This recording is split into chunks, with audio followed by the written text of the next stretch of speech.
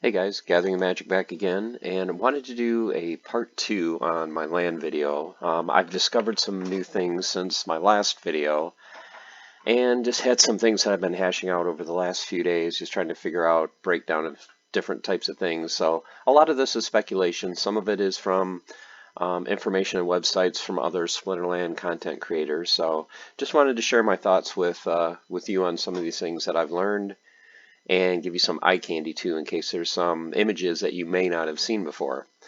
So one of the things I want to start with is a lot of people know there's going to be certain splinters that are going to be needed for the different land types.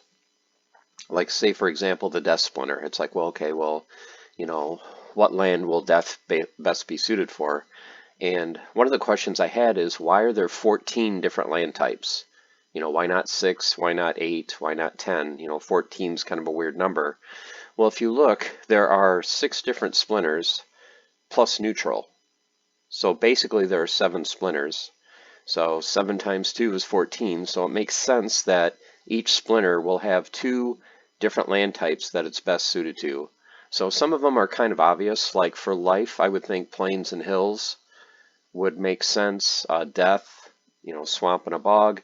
Some of them are a little more, I don't know, you have to really think about it. Like for me, dragon, desert, for desert dragon, and caldera seem to be good choices. Neutral was the hard one for me. The 2 land types that I had left after I went through all the other ones were tundra and badlands. So these may not be exact, but pretty close. But I think the main thing is each splinter will have 2 different land types that it's best suited to work on. The next thing, and I actually asked this question in the town hall yesterday, is say for example a plains. I said, is a plains going to be able to produce every natural resource or just grain?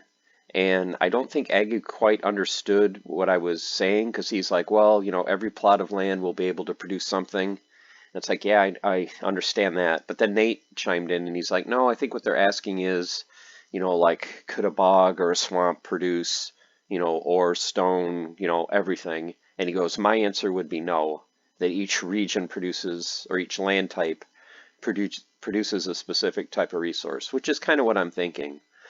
And Aggie also mentioned that he didn't think, you know, well, maybe a plot of land can't do everything, but it can do some things. You know, it can't do all 3 different types because you have the natural type that produces, you know, grain, wood, stone, or ore. You have magical that produces one of the 6 different magical resources for each splinter for crafting. And then you have occupied lands that produce essences. So my understanding is, like if you have a plains, it's not going to be possible that that plains could be natural, could be magical, or could be occupied. It's probably going to be 2 out of the 3.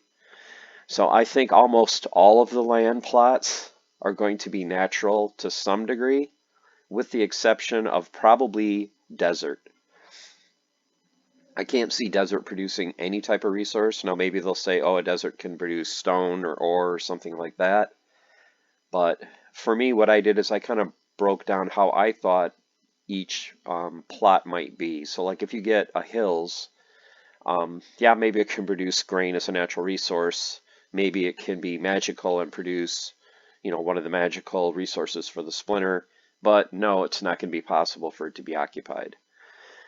And they actually did have a graphic of this, which I'll show later, which shows a hill and it is magical. So, but that's my takeaway from this is that, you know, most of the plots are going to, or most of the types of plots are going to have natural resources, and then some are going to be magical and some are going to be occupied. So that's kind of the breakdown, and also why there's 14 different land types. Just going through this, it looks like there's going to be a lot more opportunities to get grain and wood than stone and ore. Now maybe they'll try to balance it out where there's an equal amount of each, you know, for all the different land types. But just kind of what makes logical sense as far as, you know, forests and jungles make wood, maybe a mountain and a canyon produce stone or ore. It just seems like there's a lot more chances for grain and wood than the other 2 resources. So that is something to think about. If you have a region or a lot of plots that are heavy in stone and ore, maybe when the game releases and someone's like, well, I've got, a plain that produces grain, I'll trade you, for your mountain that produces stone. You may want to think about if that's an even trade or not. So we won't be able to tell that until the game launches and we see how many types of each natural resource are available. The next thing I wanted to share is bonuses. And this, I think, is pretty much set in stone. There's been speculation on what's the difference between common, rare, epic, and legendary. Well, obviously common won't have any bonus. It's just a common, and whatever the land produces, it produces. Have seen images of rare plots that seem to have a 10% bonus, epic 15, and legendary 25. So I think that's pretty much straightforward what you're going to get. So if you open a legendary forest that produces wood, you're going to get 25% more than a common one. Now my question is that really worth it? I mean, you figure how much more expensive a legendary plot probably will be than a common plot. I mean, you could take a common plot, build a maxed out building on it, put a really good totem on it that gives you a bonus, and it could be the same or maybe better than a legendary plot that's not maxed out. So what I put down is don't get fixated on the rarity. All the plots are available, are valuable. So, there is ways. It's like if you open your plot and it's common, don't just say, oh, I got a common plot, it's not going to be worth that much, so I'll sell it. Well, you can upgrade it with maxed out buildings and totems. But at the same time, if you get a legendary plot and you max out your building on it and you have a legendary totem on it, that is going to be amazing. You are going to get such huge production out of that plot. So just wanted to throw that out there. And then another thing I was speculating on is how many building levels are there going to be? Is it going to be like once you build, let's say, your sawmill, is it level 3, level 5? What is it? It looks like, at least from the drawings that they've done, buildings can level up to level 10. Okay, that is a lot of resources to get your buildings on your plot maxed up to 10, which kind of makes sense because it's kind of in line with guild buildings that can go to level 10. So the first level of the building is probably going to be built with DEC only, simply because when the game first launches, no one's going to have resources yet. So it's like, well, how do I build my sawmill to level 1 when I can't buy the natural resources to get it to level 1? Well, it's probably just going to be DEC. So this is another reason why I think before LAN goes live, if you don't have, I would say at least 50,000 DEC, you probably want to get it. Because not only are you going to need DEC to level up your buildings to level 1, you're going to need DEC probably to upgrade. You're going to need DEC to probably cut the repair cost or the repair time down. So load up on DEC now, especially while it's under peg. The other question that I have is, and they haven't really mentioned it specifically, there's got to be some sort of requirement or special item needed to level your buildings, because otherwise, what's to prevent a whale from just loading up on like 1,000,000 DEC and just leveling your building to level 10 right away? Kind of like in guild buildings, you have to have crowns to upgrade them. You can't just throw DEC at them.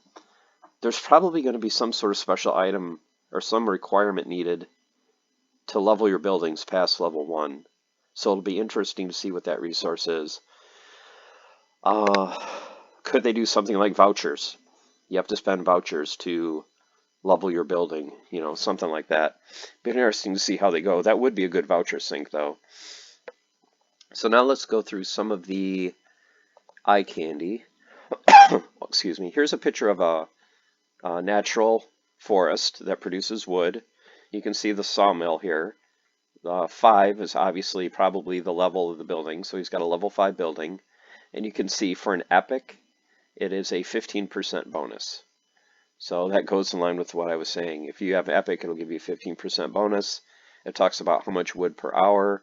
And the symbol in the center, the color shows it's epic. This is just the land symbol. This is not tied to a specific splinter.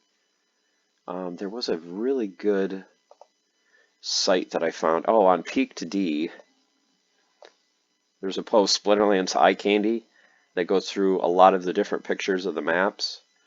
So here's one that I kind of wanted to go through, where it shows an overview of the land. Now this breakdown, I'm curious if this is how the splinters are going to be, just how they have them grouped. Like hills and plains, will that be life? Canyon and badlands, will that be fire? Desert and caldera, dragon. Swamp and bog, death. River and lake, obviously water. But then which one is earth? Is that tundra forest? And the neutral would be mountains and jungle. So that's kind of interesting. But there's a cool picture of the map. And then also, oh, here's a picture of a region and what the breakdown might be. So if you own a region 100 plots, or no, a region is what, 1,000 plots. So this would show a region. This is 1,000 plots, broken down into the 10 tracks. So you can see how the tracks are broken down. They're not just squares. You know, there's these different shapes. And you can see that even if you own 100 plot or 1,000 plots, I was thinking, well, maybe your 1,000 plots are all going to be a majority mountain or a majority forest or whatever. You can see that you're going to get a very good breakdown if you have 1,000 plots of all the different land types. Now you're probably going to get, you know, like it looks like a lot of forests, a lot of mountains. This is probably hills, you know, swamp. So you're going to get a majority of some, but it looks like you're going to get at least a little bit of everything. The red shows where the keeps are in each track, and then the